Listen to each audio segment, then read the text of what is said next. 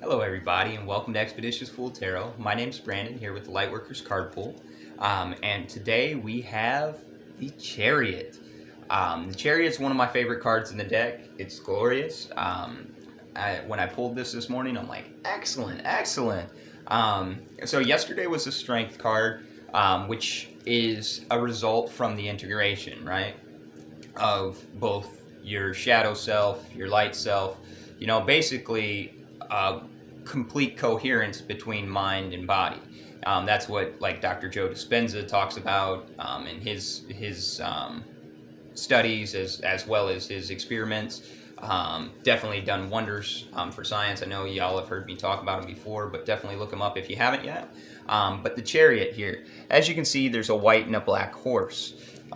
Through mastery of this individual of both their shadow and light bodies, they're able to achieve victory. They're able to achieve anything that they're going after, right? So that's the big thing to look at from this card and to take from this card. Another thing is they never look back. The Chariot moves straight forward. Now, also, the Chariot is very responsive and receptive to ideas that are out of their normal wheelhouse. These are two different sides. It's very open-minded. Sometimes you have to be open-minded in order to look through the different areas, look at your different opportunities that you may have available to you, right? The other thing is the Chariot's very in charge. He's taking the reins. He's moving forward. He's moving forward towards the goal. This being Lightworker's card pull, most of our goals are, of course, to spread light to the world, that has a lot of darkness out there. That's the reason why you see more positive videos, more positive memes than negative, although, we incorporate the shadow side as well, because that's what integration's about. That's how we get to new levels of understandings, new awakenings, new ways of being, new ways to show the light, at really operating in that creative space versus a survival space. And that's the entire point of this, is once you get creative and you fully integrated, then you're able to move forward and not have prejudice about this or that. So your options, the things you literally can see, are a whole lot more. And that's the reason why awakening is one of the reasons why awakening is called awakening. It's opening your eyes and seeing some of the more subtleties that exist in our reality, right? Every day we see the 3D stuff, and you can get discouraged if that's all you look at. And you're surrounded by individuals that, are very scared to look at things the way we look at it, because it means that everything that they have to hold true, they have to shake that up.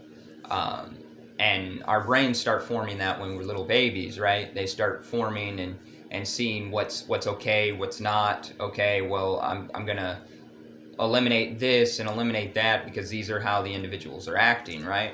Well, the thing is if we change how we act in future generations, we're able to then change the human race and how they act, because then babies see us acting differently. The children see us acting differently. And when they see us acting differently, we're able to help with their awakening process. Change the programming that exists, which is from a fear-based mentality, right? And our brains aren't bad. We don't need to stop our brains. Our brains have evolved all of these years to get to the level they're at.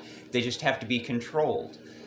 They have to be controlled. That way your free will and divine will are unified. And through different practices, everybody knows, of course, I'm a meditation breathwork instructor, so I do recommend those.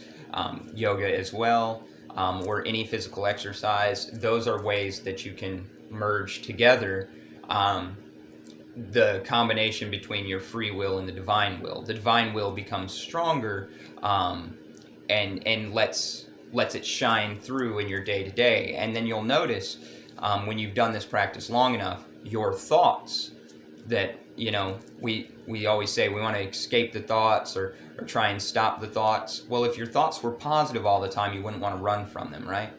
And that's really what you're getting to. You'll never be able to stop the brain, and you'll hear me talk that in meditation trainings and things like that. You'll never be able to stop the brain, but we can create that distance so we realize who we really are. So then by doing that, we embrace more, we accept more, we've created more distance for other perspectives, and really embracing that chariot spirit. And then we're able to move forward. Move forward instead of staying the same place, like on a plateau every single day. So that's the advice I have for everybody today. Thank y'all so much. One of the great ways, like I was saying, to get integration and acceptance is through meditation. Right now with the Instagram Sanctuary Healing Space, I'm kind of in collaboration after a podcast I did with them, where we're doing the 5-minute meditation challenge every morning for the next week. We started today. I had some Mercury retrograde issues still, which is why this isn't on Instagram, but I believe that's going to be done tomorrow. But that's why I wasn't able to be on the video, even though I was commenting today. But from now on, I'll be on there along with Rebecca from Sanctuary Healing Space, and we'll be able to guide y'all through what we call a 5-minute meditation challenge. Through that process of the 5-minute meditation challenge, it's a very low goal for seasoned meditators. I understand that. But if you're a seasoned meditator and you're not meditating every day, you're kind of negating the effects of it in a lot of times, because there's a whole lot of other stimuli. So it's all what we focus our energy and focus our attention on, right? So ultimately, it's a good way to jumpstart it. Today was kind of just like a start your own process while we did the meditation, so you can do it on your own.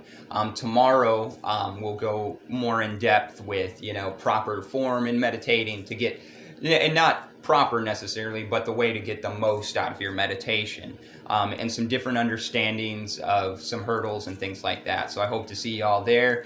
Also, thank everybody for watching, and if anybody wants to schedule a reading, I have availability open today as well as throughout the rest of the week. The sooner you get a hold of me, the sooner I can get you scheduled in, based off of your convenience, which I always like to do. All right, thank y'all so much. You have a wonderful day on purpose.